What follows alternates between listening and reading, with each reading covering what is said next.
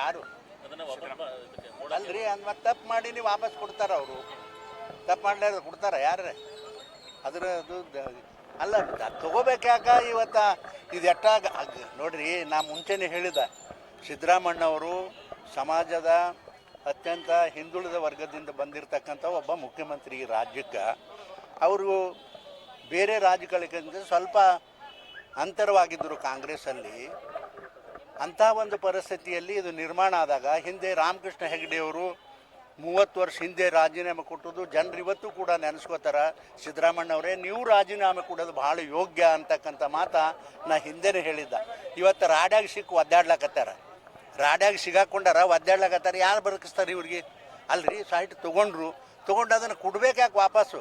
ಅವ್ರ ಸಲಹೆ ಇಲ್ದೇನೆ ಅವ್ರ ಬಾಯಿಯವ್ರು ಕೊಡ್ತಾರೆ. ಈಗ ನನ್ನ ಮನೆಗೆ ನಮ್ಮ ಹೆಣ್ಮಗಳು ಇರ್ತಾರೆ, ನಾನು ಹೇಳಾರ್ದಕ್ಕೆ ಏನರ ನಿರ್ಣಯ ಮಾಡ್ತಾಳೆ?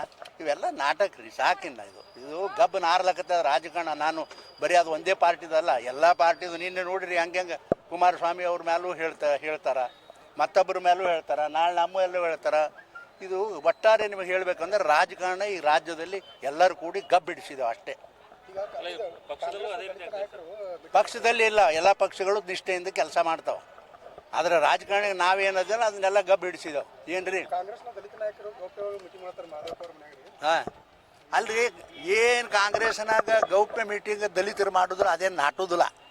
ಯಾಕಂದ್ರೆ ಅಲ್ಲಿ ಏನು ಬರ್ತದ ಡೆಲ್ಲಿದಿಂದ ಅದೇ ನಾಟೋದು. ಜನ್ಮದಾಗ ಅವರು ದಲಿತರನ್ನ ಕಾಂಗ್ರೆಸ್ನವರು ಮುಖ್ಯಮಂತ್ರಿ ಈ ರಾಜ್ಯದಲ್ಲಿ ಮಾಡೋದಿಲ್ಲ. ಇದು ಭಾಳ ಸತ್ಯ. ಯಾಕಂತಂದ್ರೆ ಅವ್ರು ಅಜ್ಜಗಳು ಹೆಂಗೆ ಬೈದಾರೆ ನೋಡಿದಿರಲ್ಲ. ಆಫೀಸರ್ಗಳಿಗೆಲ್ಲ ಪ್ರಮೋಷನ್ ಕೊಟ್ಟರೆ ಮುಂಡೆ ಮಕ್ಕಳು ಅಂತ ಹೇಳ್ಯಾರ. ಅವರು ಹೇಳ್ಯಾರಿಲ್ಲ. ಮತ್ತು ಅಂಥವ್ರು ಇವತ್ತು ರಾಜ್ಯದ ಮುಖ್ಯಮಂತ್ರಿ ಮಾಡ್ತಾರೆ. ದಲಿತರಿಗೆ ಕನಸು ಕಾಣಬೇಕು ಅಟ್ಟೆ. ಅವದ್ದಮ್ಮ ಹುಚ್ಚದ ನಾವು ಮಾದೇವಪ್ಪ. ಪೈಪೋಟಿ ನಡೀತದೆ, ಏನೂ ಆಗೋದಿಲ್ಲ ಅದರಿಂದ. ಪೈಪೋಟಿ ಅದರಿಂದ ತಾಕತ್ತಿದೆಯಾ? ತಾಕತ್ತಿದೆ. ಹಿಂದೆ ಇದೇ ರೀತಿ ನಮ್ಮ ಪಕ್ಷದಲ್ಲಿ ರಾಚಯ್ಯನವರು ಮಾಡಿದರು. ರಾಚಯ್ಯನವರು ನಾ ಹೇಳಿದೆ ಅವ್ರಿಗೆ, ಯಾಕ್ರಿ ಇದನ್ನು ಮಾಡ್ತೀರಿ? ನಾವು ಇರೋ 32 ಜನ ದಲಿತರು ಈ ಪಕ್ಷದಲ್ಲಿ ಗೆದ್ದು ಬಂದಿದ್ದೆವು, ನಿಮ್ಗೆ ಯಾರೂ ಓಟ್ ಹಾಕೋದಿಲ್ಲ, ಅದಕ್ಕೆ ಸುಮ್ಮನೆ ಇದು ಮಾಡ್ತೀರಿ, ವಿಡ್ರಾ ಮಾಡಿರಿ ಅಂತ ಹೇಳಿ ವಿಡ್ರಾ ಮಾಡ್ಸೀನಿ ನಾನು. ಹಾಂ, ಸಿ ಎಮ್ ಅವರು ರಾಜೀನಾಮೆ ಕೊಡಬೇಕು ಅಂತ ಇವತ್ತು ಹೇಳಿಲ್ಲಪ್ಪ. ನಾನು ಒಂದು ತಿಂಗಳ ಹಿಂದೆನೇ ಹೇಳೀನಿ.